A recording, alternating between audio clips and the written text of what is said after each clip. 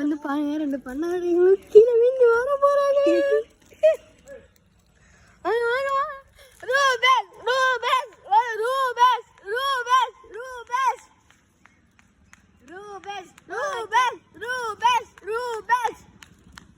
யார் வந்து இந்த கை தராங்க? அட் டைம்ல வந்துட்டாங்க. Super super super. அட் டைம்ல வந்துட்டாங்க. அட் டைம்ல வந்து அல்பாஸ் போக போறாங்க. Super super super. அங்க பாருங்க, ரெஸ்ட்க்கு போயிட்டாங்க.